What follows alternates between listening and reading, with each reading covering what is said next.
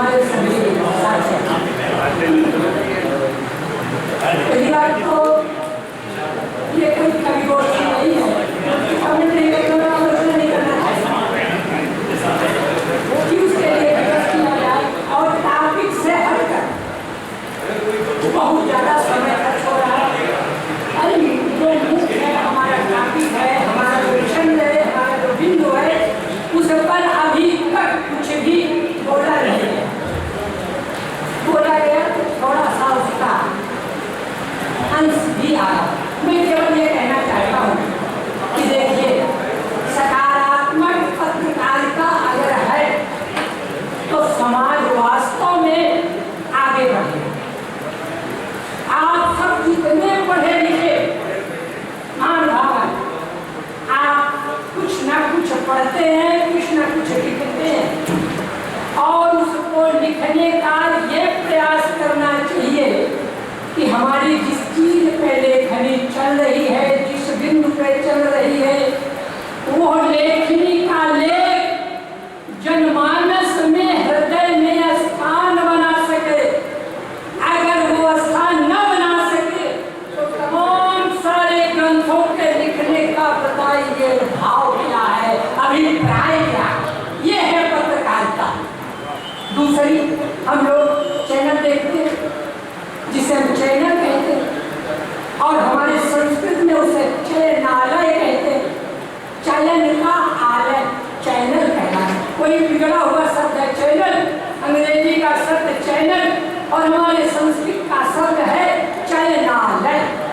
जब तक पूरा नाम कुछ लेते ही नहीं है, संस्कृत से किसी को मतलब नहीं है तो मतलब तो आपको कुछ ना कुछ रखना ही पड़ेगा। नहीं, संस्कृत का एक व्यक्ति अगर छोटा मोटा आया तो उसको भी आप उपेक्षा के भाव से उसकी बात सुनेंगे और कहेंगे कि ये चैनल को इन्होंने चैनालय बना दिया।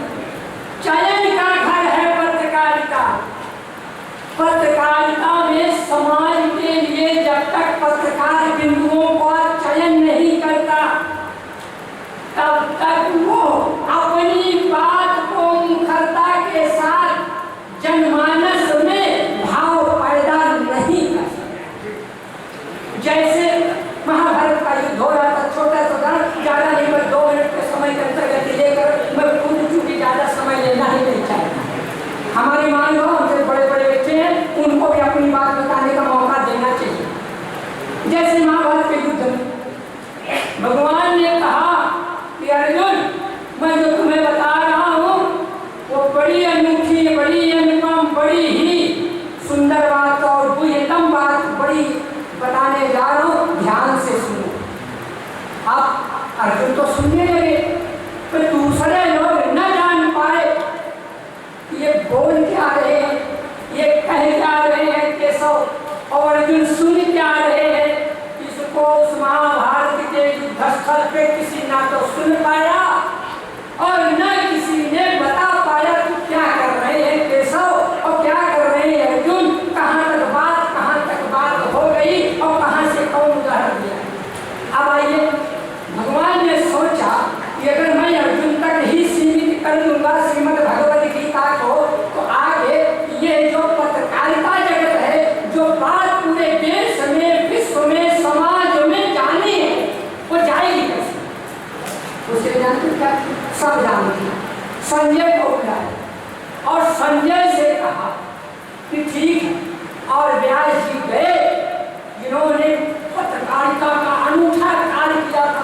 18 महापुराणों की रचना की, महाभारत जैसे विशाल संस्कृत वाङ्मय की रचना की थी। वो जानते थे पत्रकारिता क्या चीज है, इसलिए वो गए और बोले कि अगर धृतराष्ट्र तुम चाहो तो हम तुम्हें दिव्य चक्षु दे सकते हैं, जिससे कि अपने सारे महाभारत के युद्ध में अपने पुत्रों की दशा और उनकी क्या स्थिति है तुम देख सकते। उन्होंने इनकार कर दिया, कहा नहीं स्वीकार, हम अपने मरते हुए युद्ध में मरते हुए अपने पुत्रों को अपने जीते हुए नहीं देखना चाहते। तो जानते हो क्या ये विश्व में गीता का संदेश कैसे पहुंचा, ये पत्रकारिता को करते हुए व्यास श्रीमद् वेद व्यास जी ने तुरंत संजय को बुलाया, कहा संजय तो धृतराष्ट्र ने कहा हाँ संजय को आप अगर देना चाहते हो तो दिव्य चक्षु दे दो। यही दिव्य चक्षु, बस मैं यही बात करके आगे बढ़ाऊँ तो केवल एक मिनट। और क्या हुआ, क्या बोले भगवान, कहा अर्जुन अगर तुम भी मेरी बात क्या कहते मुझे देखना चाहते हो और मेरी बात सुनना चाहते हो, मेरी बात को समझना चाहते हो तो मेरी जानते हो गीता में क्या लिखा, जन्म कर्म जमे दिव्य में वंशो वेति तत्वतः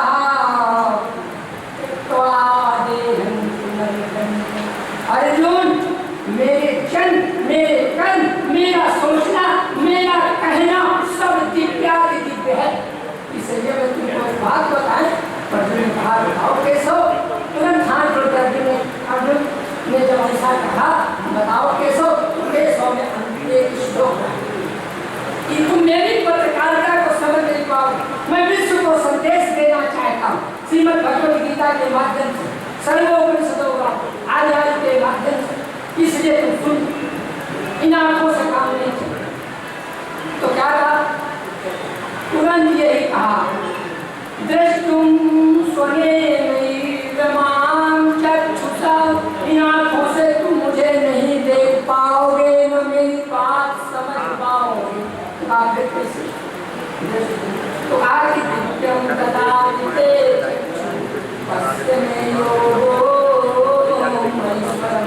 मैं तुम्हें दिव्य चक्षु प्रदान कर रहा हूँ और मेरे योग ईश्वर को अर्थात मेरे ज्ञान के संदेश को अर्जुन अब पूरे विश्व में फैलाने का काम अब होगा। क्यों, क्या तुम देखोगे संजय ने पत्रकारिता का काम दिया और संजय ने